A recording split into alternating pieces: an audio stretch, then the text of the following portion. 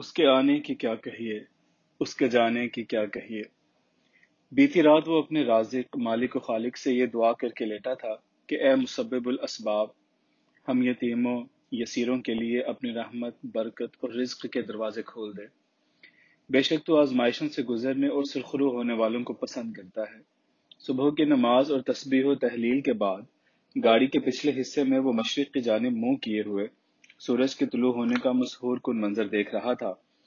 دو ہی تو منظر ہوتے ہیں، ایک طلوع کا اور ایک غروب ہونے کا، باقی تو بس سفر ہی ہوتا ہے، ٹوٹ پھوٹ اور تگ و دو کے گرد و غبار سے اٹا ہوا۔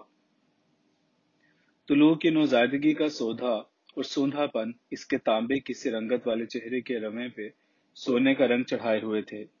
کالی گودڑی کی بکل میں اس کا صاف دمکتا ہوا مکھڑا کسی بے عیب سے الماس یمانی کی مانند نورانی سا غبار چھوڑ رہا تھا، جیسے وہ ابھرتی ہوئی آفتاب سے یہ بات بدے ہوئے بیٹھا ہو کہ نکلو تو صحیح، دیکھتے ہیں کہ کون کس سے آنکھ ملاتا ہے۔ سامنے دور تک دکھائی دیتا ہوا کچا پکا ٹیڑھا میڑھا راستہ جہاں ختم ہوتا دکھائی دے رہا تھا، وہاں زرد اور نارنجی رنگ اجالے ہوئے بڑا سا سورج ابھر رہا تھا۔ وہ دیکھ رہا تھا کہ اسی سورج کے سینے سے جیسے ایک سیپی رنگت گھوڑا جس کے لہراتی ہوئی ایال یوں دکھائی دے رہی تھی جیسے وہ اڑن گھوڑے کے پر ہوں، وہ جیسے بہت نیچی پرواز کرتا ہوا آ رہا ہے۔ ایک سنہری نقرئی سا اڑتا ہوا غبار اس کے جلوں میں تھا۔ کھری کنوتیوں کی لگام پکڑے سفید براق سمندر کی جھاگ کا لبادہ پہنے کوئی شعلہ روح اڑتی ہوئی چلی آ رہی ہے۔ پہلے تو وہ اسے نظر کا واہمہ سمجھا، پھر کوئی جاگتی ہوئی آنکھوں کا خواب۔ لمحہ لمحہ وہ سموں سے چنگاریاں اڑاتا ہوا اسپِ تازی قریب سے قریب تر آتا جا رہا تھا۔ گھوڑے کے حقیقی وجود کا یقین آتے ہی احمد دینار چھلانگ لگا کر نیچے اترا۔ گھوڑے کی ٹاپوں کی آواز سن کر نیب خوابیدہ کثیر علی بھی آنکھیں ملتا ہوا اٹھ بیٹھا۔ گاڑی سے چند قدم ادھر ہی منہ سے جھاگ اور آنکھوں شعلے چھوڑتا ہوا ہوائی گھوڑا اپنی پچھلی ٹانگوں پر یوں لف کھڑا ہوا جیسے آگے کوئی بلور کی دیوار آ گئی ہو۔ ایک خوبصورت نو عمر سی لڑکی بڑی خشمگین نگاہوں سے اس کی جانب دیکھ رہی تھی۔ گھوڑا تھا یا کوئی بجلی، چڈوں بغلوں سے پسینہ چھٹائے، منہ نتنوں سے جھاگ اڑائے ایک وحشی درندے کی مانند زمین پہ اپنے پاؤں پٹک رہا تھا۔ گاڑی چونکہ راستے کے عین وسط میں کھڑی تھی، اس لیے سوار اور گھوڑے کا رد عمل عین منطقی تھا۔ دیہاتی سی الہر لڑکی بڑی چابک دستی سے چھلانگ کر گھوڑے سے نیچے اتر آئی۔ اس کے سرپٹ گھوڑا دوڑانے اور ایسے قد آور وحشی گھوڑے سے اچھل کر نیچے اترنے کے انداز سے ہی اندازہ ہوتا تھا کہ لڑکی بڑی اچھی اور مشاق گھوڑ سوار ہے۔ وہ گھوڑے پہ بیٹھنا ہی نہیں بلکہ اڑانا بھی جانتی ہے اور اسے قابو کرنا بھی۔ لڑکی گھوڑے سے اتر کر چند لمحے اسے گھورتی رہی، پھر گھوڑے کو پچکارتے ہوئے پوچھنے لگی، تم لوگ کون ہو اور یہ چھکڑا راستے کے درمیان میں کیوں کھڑا کیا ہوا ہے؟ پھر اچانک اسے جیسے یہاں مرے ہوئے بیل کی پھیلی ہوئی بدبو کا احساس ہوا۔ ذرا آگے بڑھ کر بیل کی لاش کو دیکھتے ہوئے پھر بولی، تمہارا تو بیل مر گیا ہے۔ اس نے اب ناک پہ ہاتھ رکھ لیا تھا۔ احمد دینار نے کچھ بولنا چاہا مگر وہ ایک چھلاوے کی طرح اچک کر گھوڑے پہ سوار ہو چکی تھی۔ ایک چیخ نما آواز کے ساتھ ہی گھوڑا یوں اڑا جیسے وہ ہڈیوں کا نہیں بجلیوں کا بنا ہوا ہو۔ آئی بھی وہ، گئی بھی وہ، لو ختم فسانہ ہو گیا۔ احمد دینار کی سمجھ میں کچھ نہ آیا تھا۔ یہ سب کچھ ایسی صورت اور ڈرامائی انداز میں سرزد ہوا تھا کہ اگر وہاں پہ گھوڑے کے کھروں اور لڑکی کے پاؤں کے نشانات اور کثیر علی کی چشم دیدہ گواہی نہ ہوتی تو وہ اسے صرف ایک واہمہ ہی تصور کرتا۔ وہ دور افق میں اس چھلاوا سی لڑکی اور ہوائی سمندے سپید کو منظر میں تحلیل ہوتے دیکھ رہا تھا۔ اچانک کثیر علی پوچھ بیٹھا، یہ کون تھی؟ یہ تو میں بھی جاننا چاہتا ہوں، احمد دینار نے خواب کسی کیفیت میں جواب دیا۔ کثیر علی احمد دینار کو یوں سراسیما سا دیکھتے ہوئے کہنے لگا، پہلی بار ایسی نو عمر خوبصورت اور نڈر لڑکی دیکھی جو موت کے فرشتے کی طرح گھوڑا اڑاتی ہوئی یوں آئی جیسے کسی کی جان نکالنے آئی ہو اور یوں گئی جیسے کسی کی روح قبض کرنے جا رہی ہو۔ میری سمجھ میں تو کچھ نہیں آیا۔ احمد دینار خالی خالی نظروں سے لڑکی کے جانے والے راستے کو تکتے ہوئے خوابناک سی کیفیت میں پھنسا ہوا بولا، ہاں میری روح ہی تو قبض کرنے آئی تھی اور کر کے چلی گئی۔ کثیر علی، اس کے گھوڑے اور اسے دیکھتے ہی بالکل یہی خیال میرے دل میں بھی ابھرا تھا۔ میں نے اسے اپنی آنکھوں سے سورج کے سینے سے نکلتے ہوئے دیکھا سورج سے اس جگہ تک وہ لمحوں ساعتوں میں پہنچ گئی، اور اور پھر وہ آنکھ جھپکتے یہاں سے غائب ہو گئی۔ یقیناً یہ موت ہی تھی جو میری آنکھوں میں آنکھیں ڈال کر چلی گئی، بلکہ میرے جسم سے میری جان اور روح نکال کر اپنے ساتھ لے گئی۔ کثیر علی تعجب بھری نظروں سے اپنے آقا زادے اور دوست کو دیکھ رہا تھا۔ ایسی خوفناک اور گہری باتیں اس نے آج سے پہلے کبھی احمد دینار کے منہ سے نہیں سنی تھی۔ چند لمحے وہ گونگ مونگ سا کھڑا اسے دیکھتا رہا، پھر بات کا رخ پلٹنے کی خاطر وہ کہنے لگا، اچھا بھول جاؤ اس بات کو، اب صرف یہ سوچو کہ کھائیں کیا، بڑے زور کی بھوک لگی ہے۔ گھاس پونس اور برساتی جڑی بوٹیوں کے علاوہ یہاں اور کیا کھایا جا سکتا ہے؟ توشہ دان کو دیکھ لو، ہو سکتا ہے کچھ جو دلیے کے دانے بچے ہوئے پڑے ہوں، ویسے میری بھوک اور پیاس تو جیسے ختم ہی ہو گئی ہے۔ احمد دینار نے نیچے زمین پہ اس ہوائی گھوڑے اور شعلہ بدماں دوشیزہ کے پاؤں کے نشان غور سے دیکھتے ہوئے جواب دیا۔ کثیر علی بولا، میرا خیال ہے کہ تم تو اب کام سے گئے۔ پھر اس کے کاندھے پہ ہاتھ دھرتے ہوئے مزید کہنے لگا، اچھے دوست، موسم قدرے موافق ہو گیا ہے، لڑکی کے بارے میں تو بعد میں سوچیں گے، پہلے پیٹ بھرنے اور پھر یہاں سے کسی آبادی کی طرف نکلنے کا سوچو۔ احمد دینار قدرے ہوش پکڑتے ہوئے کہنے لگا، چلنا تو ادھر ہی ہے جس طرف وہ میری جان نکال کر لے گئی ہے، مگر اب سوچنا یہ ہے کہ اس بھاری بھرکم گاڑی کو گھسیٹنے کے لیے ایک موٹا تازہ سا بیل کہاں سے لائیں۔ ہم دونوں کے بس کا تو یہ روگ ہے نہیں۔ کثیر علی بولا، بیل تو بیل، یہاں کسی انسان کی صورت دیکھنے کو آنکھیں ترس گئی ہیں۔ راستے کے درمیان راہ بند کیے ہوئے کھڑے ہیں۔ اچھا پہلے کچھ پیٹ میں ڈال لیں، پھر گاڑی کو کسی طرح گھسیٹ کر ایک طرف کرنے کی کوشش کرتے ہیں۔ گاڑی کے اندر چمڑے کے تھیلے الٹنے پلٹنے سے کچھ جو کے ستو اور خشک خوبانیاں خوش قسمتی سے نکل آئیں۔ انہی سے ناشتے کا کام لے کر وہ دونوں گاڑی کو راہ سے ہٹانے کے جتن کرنے لگے۔ پہلے وقتوں میں ایسی کاروان قسم کی چار پہیا گاڑیوں کا بڑا رواج تھا۔ آپ نے اکثر امریکن کاؤبوائے قسم کی فلموں میں ایسی گاڑیاں دیکھی ہوں گی جن کے آگے دو یا دو سے زیادہ گھوڑے جتے ہوئے اور پیچھے ریڈ انڈین لگے ہوئے ہوتے ہیں، مگر یہ گاڑیاں بڑی مضبوط اور سبک ہوتی ہیں، بار برداری اور مسافروں کی سواری کا کام دیتی ہیں۔ خاص طور پر میکسیکو اور دیگر پہاڑی صحرائی ریاستوں اور لمبی دشوار گزار مسافتوں پہ یہ تیز رفتار اور سبک گاڑیاں بڑی کارآمد اور آرام دہ سمجھی جاتی ہیں۔ پہلے وقتوں کے امریکہ میں تو باقاعدہ طور پر آج کی ٹرانسپورٹ کمپنیوں کی طرح کام کرتی تھی۔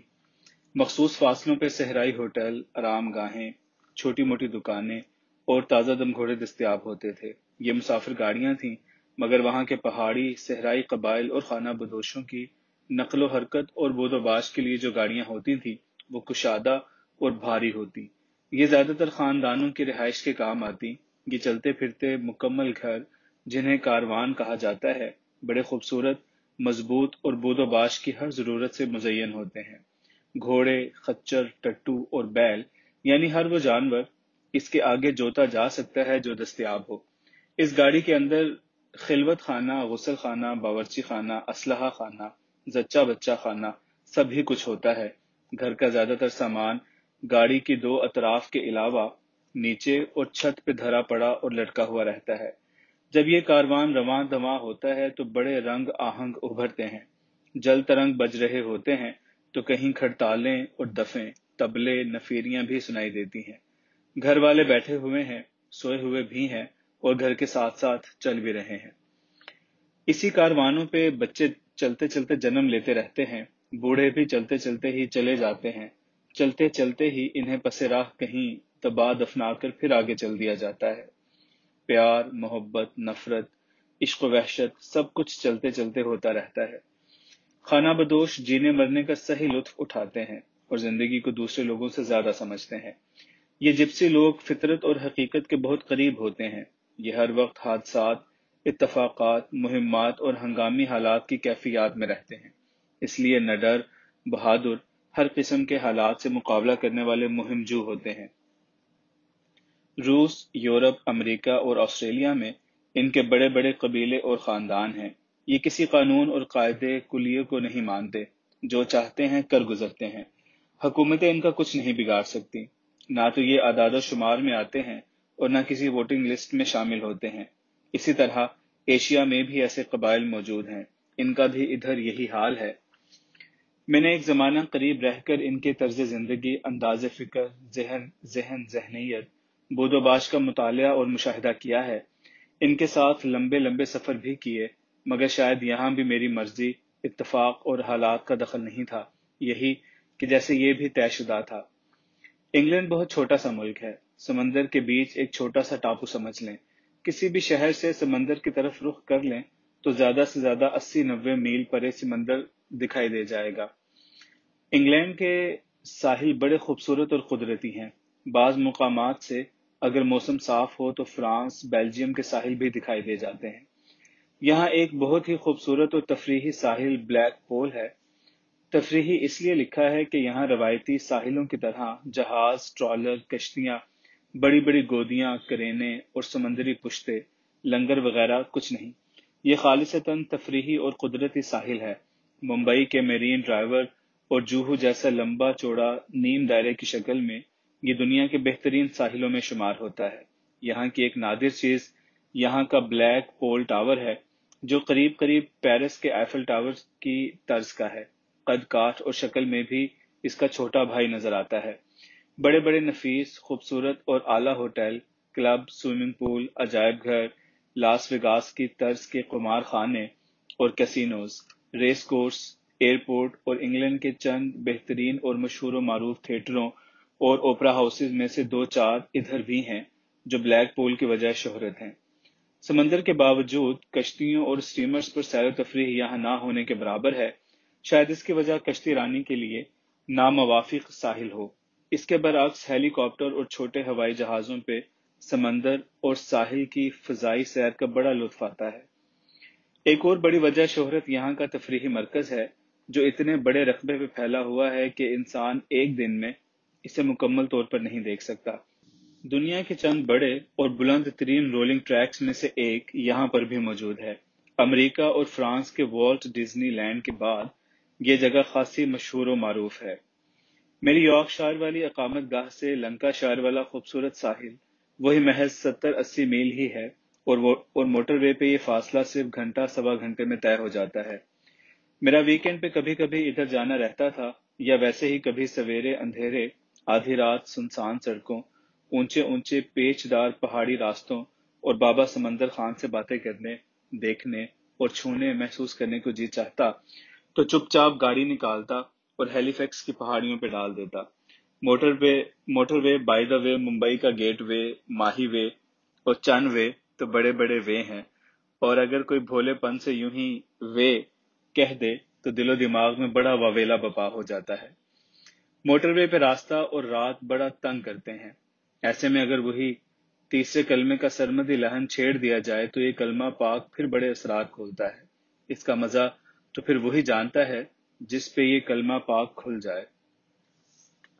ایک رات کے آخری پہر میں ایسے ہی کیفیت میں جل تھل اور غرق و غرق آنکھیں ملتا ہوا جاگا سویا سا بلیک پول کے مشرقی حصے میں لبے ساحل ایک خوبصورت سے پارک میں، جو صرف بوڑھے، نیم اپاہج اور ذہنی طور پر معذور افراد کے لیے مخصوص ہے، پہنچ گیا۔ یہ میری فیوریٹ جگہ تھی۔ ساحل کی گہما گہمیوں اور شور و غوغا سے بہت پرے بلیک پول کے ساحل کے آخری حصے میں ایک کنج عافیت، جیسے دنیا داروں میں درویش ہوتا ہے، چپ چپ، اپنے آپ میں ڈوبا ہوا، کھویا کھویا، بالکل یوں ہی یہ جگہ، یعنی یہ پارک بھی بلیک پول کی درویش تھی۔ ہاں، اللہ سبحانہ تعالیٰ کی تمام مخلوقات میں فضیلت اور پسماندگی، بڑھوتری، کمتری، گندی نگندی موجود ہے۔ اس میں صرف اشرف المخلوقات حضرت انسان ہی نہیں، بلکہ جنات اور ارواح کے علاوہ مختلف عالم، دیگر جہان، بروج ستارے، ارض و سما، نباتات، معدنیات، حجرات، پہاڑ، صحرا، سمندر، جنگل، وادیاں، بستیاں، شہر، اور پھر درندے، پرندے، آبی مخلوق، پھل پھول، سبزیاں، ترکاریاں، یہاں تک کہ مزاج، لہجہ، ہر چیز میں ادنا، اعلیٰ، اچھا، برا، ساد و نحس، خوب و خراب، شاہ گدا و دبنگ و درویش موجود ہیں۔ عرشوں میں عرشیں بری، رسولوں میں خیر المرسلین صلی اللہ علیہ وآلہ وسلم، کتابوں میں کتاب مبین، مہینوں میں رمضان المبارک کا مہینہ، دنوں میں جمعۃ المبارک، پہروں میں رات کا آخری پہر، شہروں میں شہر مدینہ، حجرات میں عقیق جیسا نگینا، صحابہ میں علی رضی اللہ تعالی عنہ شیر خدا جیسا، اور عاشقوں میں اویس صدق و وفا، بلال حبشی جیسا، اور عالموں میں احمد رضا جیسا، درندوں میں شیر، پرندوں میں شہباز، اور انہی جانوروں میں لکڑ بھگا، بجو اور گدھ گدھا بھی ہوتا ہے۔ فرشتوں میں قدس الامین بھی ہیں اور شیطان الرجیم بھی ہیں۔ ادھر حضرت سلیمان علیہ السلام، سکندر، نمرود، فرعون اور شداد بھی تھے، حسین رضی اللہ تعالیٰ عنہ بھی تھے اور یزید بھی تھا، حمزہ رضی اللہ تعالیٰ عنہ بھی اور ابو جہل بھی۔ اسی طرح دنیا کی ہر چیز میں اعلیٰ اور ادنا کی صفات موجود ہوتی ہیں۔ یہ ساری باتیں اثنائے راہ آ گئیں کہ میں نے بلیک پول کے پارک کو درویش کہہ دیا۔ ہاں، جگہیں بھی انسانوں کی مانند بادشاہ اور درویش ہوتی ہیں، وہی فرق جو کسی شاہ کے دربار اور فقیر کے حجرے میں ہوتا ہے۔ القصہ تفریح، عیش و عشرت کے رت جگے، اور آہ و فغاں، شب بیداری، دونوں میں شراب و شباب کے بدمست نشے اور جذب و حجاب کے سرمدی سرور کا فرق ہے۔ پورا بلیک پول، یہاں کی عشرت گاہیں گہری نیند و بیگانگی میں ڈوبی ہوئی تھیں، اوپر آسمان اور نیچے سمندر جاگ رہے تھے، یا کچھ میری طرح بے چین و بے کل آبی پرندے۔ ریڈیم گھڑی دیکھی اور پھر مشرق کی جانب آسمان کے کنارے پر نظر ڈالتے ہوئے قطبی ستارے کو سلام کیا۔ نماز سے فارغ ہوا تو تھرموس سے گرم گرم برازیلین بلیک کافی مگ میں انڈیل کر سپ کرنے لگا۔ بلیک کافی بھی مجھے شاید اس بلیک پول کی طرح صرف لفظ بلیک کی وجہ سے پسند ہے۔ تھا جو نہ خوب وہی خوب ہوا۔ ایک بار لیڈز کی کرکٹ گراؤنڈ میں ایک پاکستانی چوکے پہ تالیاں بجانے کی پاداش میں مجھے ایک شرابی انگریز نے غصے میں بلیک باسٹرڈ کہہ دیا۔ میرے ساتھ چند ایک دوست بھی تھے جو فوراً مرنے مارنے پر آمادہ ہو گئے، مگر میں نے اشارے سے انہیں روک دیا اور اس انگریز کو بڑی نرمی سے کہا، پلیز ونس مور۔ اس نے پھر مجھے یہی کچھ کہہ دیا۔ میں نے شکریہ ادا کر کے ایک بار پھر یہی کہنے کے لیے کہا۔ اس شریف آدمی نے پھر میری خواہش پہ یہی کچھ تیسری بار دہرا دیا۔ اب یہ حال کہ وہ میری خواہش بلکہ فرمائش پوری کرتے کرتے تنگ آ گیا اور اٹھ کر بائیں طرف دور جا کر بیٹھ گیا۔ وہ بڑے انہماک سے میچ دیکھنے میں مگن تھا۔ اسی اثناء میں وسیم نے ایک اور چوکا جو ٹکایا تو میں نے خوشی اور وارفتگی کے عالم میں پھر تالیاں پیٹنی شروع کر دی۔ اس نے اچانک میری جانب دیکھا اور او نو کہتے ہوئے اٹھنے لگا تو میں نے اس کی کلائی پکڑ لی اور کہا، جنٹل مین، پلیز صرف آخری بار پھر وہی کچھ کہو۔ اس کا نشہ شاید کچھ ہلکا پڑ چکا تھا۔ وہ بکری کی طرح ممیاتے ہوئے کہنے لگا، آخر تم بار بار مجھے کیوں گندی گالی کہلوانے پہ اصرار کر رہے ہو؟ میں نے اسے ترت سا جواب دیا، مجھے مزہ آتا ہے۔ مزہ؟ اس میں مزے کا کون سا پہلو ہے؟ وہ یوں مجھے دیکھ رہا تھا جیسے میں کوئی ذہنی طور پر کھسکا ہوا اس کے سامنے بیٹھا ہوں۔ میں نے سمجھانے کی کوشش کرتے ہوئے کہا، جب تم مجھے بلیک کہتے ہو تو میں خوشی سے پاگل سا ہو جاتا ہوں۔ ایک تم ہی مردم شناس ہو جو مجھے کالا کہتے ہو، ورنہ لوگ تو مجھے اجلا سمجھتے ہیں، جو کہ سراسر غلط ہے۔ وہ پوری طرح میری جانب متوجہ ہو چکا تھا اور نشہ بھی جیسے کہیں وشا ہو گیا تھا۔ کہنے لگا، مگر میں تو تمہیں بلیک کے ساتھ باسٹرڈ بھی کہتا ہوں۔ یہ لفظ تمہیں برا نہیں لگتا؟ تمہیں اس لفظ کے معنی معلوم ہے؟ اس گندی گالی پہ تمہارا خون نہیں کھولتا؟ نہیں، بالکل نہیں، میں نے قطعیت سے کہا۔ تم نے مجھے کالا شاید میرا لباس یا میرا اندر دیکھ کر کہا ہے۔ اس کا مطلب ہے کہ تم ظاہر اور باطن شناس ہو، اور تم شاید یہ بھی جان گئے ہو کہ مجھے کالا کہلوانا پسند ہے۔ باقی رہا یہ کہ تم مجھے باسٹرڈ کہتے ہو تو کوئی کسی دوسرے کو کچھ بھی کہہ سکتا ہے۔ یہ لفظ میں بھی تمہیں کہہ سکتا ہوں، لیکن کہنے سے پہلے مجھے سوچنا چاہیے کہ مجھے کسی اچھے یا برے انسان کے لیے بغیر تحقیق ایسے ناروا قسم کے الفاظ استعمال کرنے چاہیے یا نہیں۔ تم شاید نشے کی ترنگ میں ایسا کہہ گزرے ہو، یا عربوں کی سوچ کی طرح ہم ایشین، خاص طور پہ پاکستانی بھی تم یورپین قوموں کی نظر میں محض اجمی ہیں جو اپنے گراؤنڈ میں ہمارے سنگل ڈبل چوکے چھکے اور آؤٹ برداشت نہیں کر سکتے، جبکہ ہم نے اپنے ملک میں 200 برس آپ کا جبری تسلط برداشت کیا ہے۔ اور ہاں، پڑھے لکھے اور سمجھدار لوگ حرامی اسے نہیں کہتے جو حرام الولد ہو، بلکہ اسے کہتے ہیں جو محسن کش اور بے محابہ عیار و مکار ہو۔ اگر یہ برائیاں تمہیں مجھ میں دکھائی دی ہیں تو مجھے باسٹر کہنے میں حق بجانب ہو، اور اگر نہیں تو جان لو کہ تم کسی زوم، غرور، کسی احساس برتری یا پھر شراب کے نشے میں تھے۔ اور اسی لیے ہمارے دین میں شراب یا نشے سے بچنے کی تلقین کی گئی ہے کہ اس سے انسان اچھے برے کی تمیز، رشتوں کی پہچان اور تقدس، کہنے، سننے، دیکھنے، محسوس کرنے اور فیصلہ کرنے کی صلاحیت سے محروم ہو جاتا ہے۔ وہ مجھے یوں ہکا بکا سے دیکھ رہا تھا جیسے میں پہلے کوئی پتھر تھا اور اب مجھے زبان لگ گئی ہو۔ شرمندہ سا کہنے لگا، gentleman, I am really sorry. مجھے اپنے ان الفاظ پر بڑی ندامت محسوس ہو رہی ہے۔ میں توقع رکھتا ہوں کہ تم مجھے فراخ دلی سے معاف کر دو گے۔ اس نے جیب سے ایک کارڈ نکال کر مجھے دیتے ہوئے کہا، میرا نام رابرٹ کلے ہے، میں ہیون آئس سکیٹنگ اسٹیڈیم میں گراؤنڈ مینیجر ہوں۔ میں آپ سے پھر مستقبل قریب میں ایک تفصیلی ملاقات کرنا چاہتا ہوں۔ مسٹر کلے، میں ایک سیلانی سا انسان ہوں، آج یہاں اور کل کہیں اور۔ بائی دا وے، میں پوچھ سکتا ہوں کہ تم مجھ سے کس سلسلے میں ملنا چاہتے ہو؟ وہ ہلکا سا مسکراتے ہوئے بولا، مجھے تم میں ایک مخصوص سے چھپی ہوئی شخصیت دکھائی دی ہے۔ مجھے تمہارے آج کے اس عجیب و غریب برتاؤ، برداشت اور بلیک کلر سے محبت نے بڑا متاثر کیا ہے۔ تمہیں شاید اپنے الفاظ یاد ہوں، تم نے کہا تھا کہ ایک تم ہو جو مجھے کالا کہتے ہو ورنہ لوگ مجھے اجلا سمجھتے ہیں۔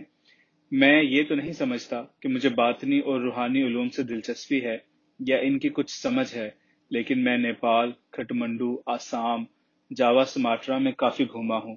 سینٹ، صوفی، یوگی، بابا لوگ مجھے بہت پراسرار دکھائی دیتے ہیں۔ مجھے آج یوں محسوس ہو رہا ہے کہ تم بھی کچھ ایسے ہی ہو۔ میں تم سے مل کر کچھ سیکھنا چاہتا ہوں، مذہب اور مشرقی علوم کے بارے میں کچھ جاننا چاہتا ہوں۔